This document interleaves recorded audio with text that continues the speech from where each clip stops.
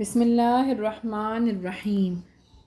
نمرود پہلا بادشاہ تھا جسے اللہ تعالیٰ عزوجل نے روئے زمین کی سلطنت عطا فرمائی تھی۔ اسی نے سب سے پہلے سر پر تاج رکھا۔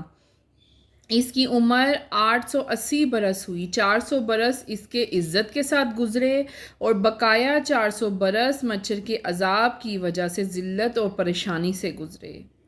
عطا نعمت اور شکر و اطاعت کی بجائے تکبر اور غرور کے ساتھ ربوبیت کا مدعی ہو گیا۔ اس نے رب تعالیٰ سے مقابلہ کرنے کے لیے نہایت اونچا قلعہ بنایا جس کا پایا تخت بابل تھا۔ حضرت ابراہیم علیہ السلام نے اسے اللہ تعالیٰ عزوجل کی اطاعت اور عبودیت کی دعوت دی۔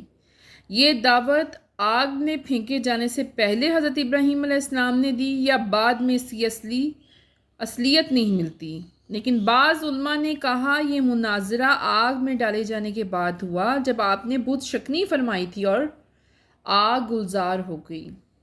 اس کے بعد اس ملک پر مچھر اور قید کا عذاب آیا تو لوگ بارش کے لیے نمرود کے پاس آئے۔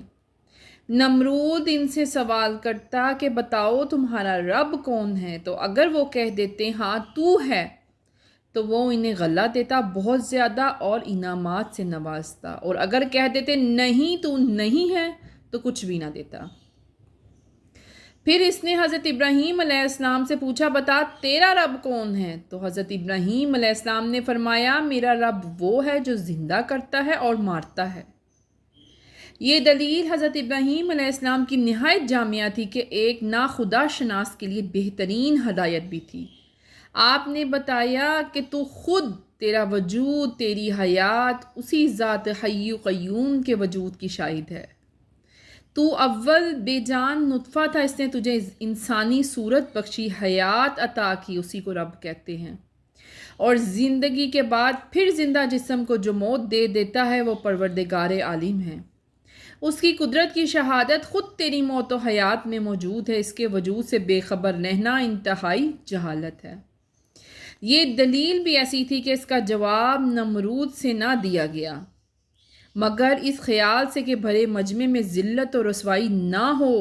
وہ کہنے لگا میں بھی زندہ کرتا ہوں اور میں بھی موت دیتا ہوں۔ اب اس نے دلیل کے لیے 2 شخص بلائے اور ان میں سے ایک شخص کو قتل کر ڈالا اور ایک شخص کو زندہ چھوڑ دیا، اور کیا کہنے لگا کہ جسے میں نے زندہ چھوڑا ہے اسے میں نے زندہ کر دیا، اور جسے میں نے قتل کر دیا وہ میں نے قتل کر دیا۔